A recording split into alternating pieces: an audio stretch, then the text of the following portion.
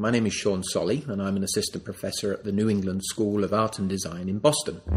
My presentation today looks at the professional cause for the licensure of design and how I believe really this runs contrary to the expectations of today's marketplace and also prevents open competition within a free market economy.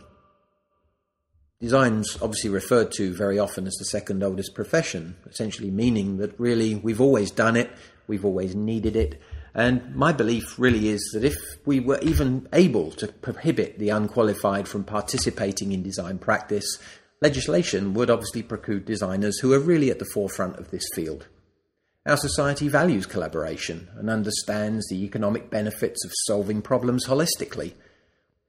What we lack, however, is a kind of body of knowledge or a series of case studies that represent how frequently this occurs and what the overall outcome of working in this collaborative fashion really is.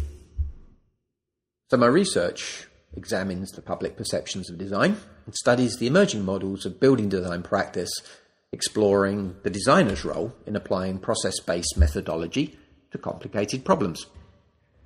As a student of design from the United Kingdom, I was made very aware very early on in my studies how Britain had formalised the process of design education, which was part and parcel essentially of trying to kind of sustain the British Empire in the middle of the 1800s. Of course, if you think about this enormous enterprise, the financial, the political, the entire kind of infrastructure that needed to create this effective system of transferring goods and commodities between kind of different parts of the world, we start to understand this as an enormous problem-solving undertaking. And so knowledge was needed, skills were needed that had probably never existed before.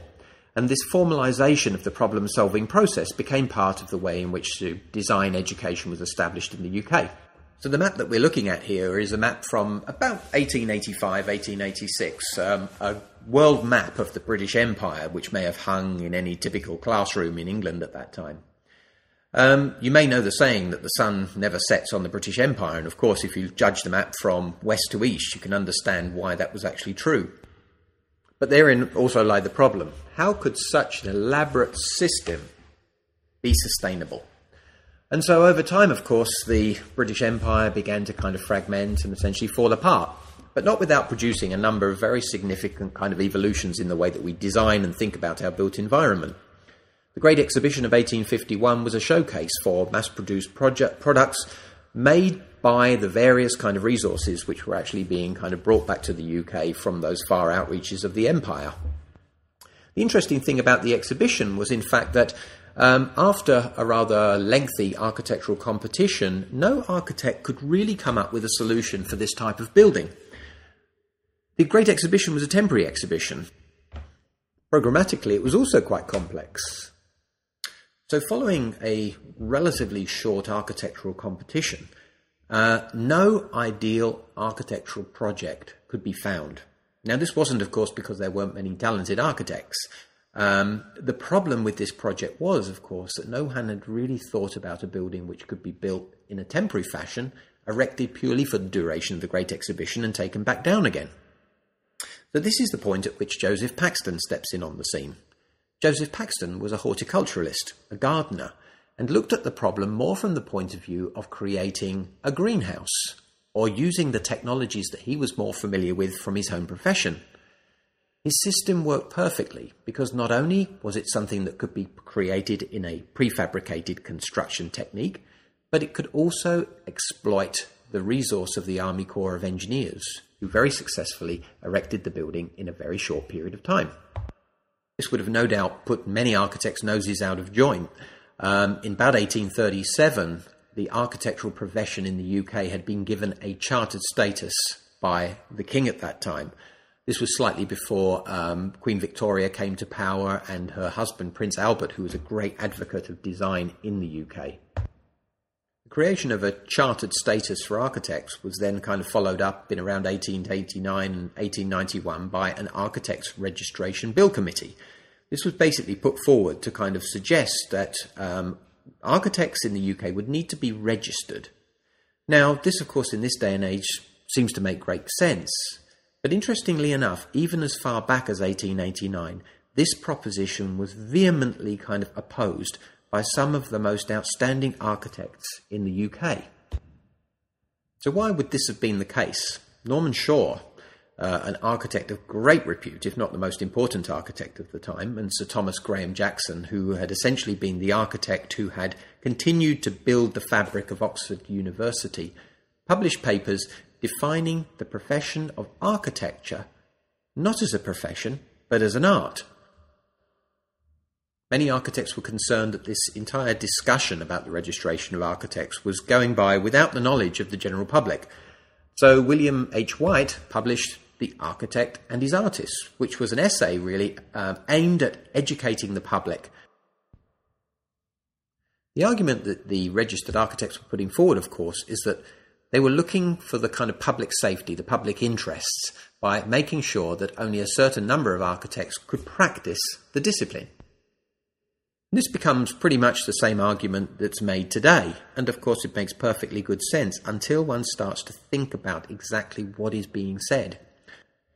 All through this process, Norman Shaw started to make a very, very compelling case for the idea that in fact it was really an interdisciplinary kind of process making architecture, and the architect's role was to really capitalise on the best skills that he could possibly create and bring out of the craftsmen that worked on the building projects with them. As you can see here, quotes from Shaw indicated the concern that many of his kind of colleagues had about the idea that simply by kind of bestowing a qualification on somebody who had attended a number of years of college education and then went out for a series of years in the profession was really no way of judging the merits and the credibility of an architectural practitioner. So somewhere in the various attempts at getting a Registration Act through Parliament, the question of protecting the architect's function got lost. And architects were only given what became referred to as the protection of title and not practice. Basically what this meant was that only registered persons can call themselves architects, but anyone can do what architects do as long as they don't call themselves architects. And this, I believe, has had a significant effect on the way that the understanding or the public perception of the built environment has really come to be, seeing many different kind of contributors to the process of making our environment. So using the argument of the architects in the middle of the 1800s, we now have to consider what is design for the public interest. There are a number of sort of trade and commerce organisations in the UK that have really scrutinised professionalisation of certain disciplines over time. And in 1993, the Warren Report was published with a principal recommendation looking at the protection of architects as a practice. This was a study primarily promoted by the concerns of the construction industry about the potential emergence of a monopolistic approach to kind of building design. What basically came out of this then was that in fact the biggest concern was that because so many British kind of construction companies and architects were operating beyond the shores of the UK internationally, that there would be a very negative perception about how a country such as the UK could allow for this sort of monopolistic practice to occur. The Office of Fair Trading in the UK basically tried to kind of explain to the general public that there were three categories of goods that people acquire. Search goods, basically being the things such as pencils that one would buy without necessarily having to scrutinise the quality too closely. Experience goods, such as meals or cans of soup, as it was said, things that you basically have to buy before you actually even know whether you like them or not. But most importantly, services such as architecture were known as credence goods. Because of the complex nature of many services, such as architecture, accounting or law, there is an ability for information asymmetry to occur, meaning basically, of course, that the general public always feel themselves a little bit stupid or uninformed about the service that they're having. This was something that obviously puts the responsibility of educating the public front and centre in how these services are delivered. And so many of the discussions based on the kind of consumer groups looking at architectural services have said that essentially not only is educating the general public now a vital part of providing those services, but also the education of designers and architects itself must have a significant facet to do with how we communicate with the general public. And of course, our clients and those who will eventually work with us in an interdisciplinary capacity.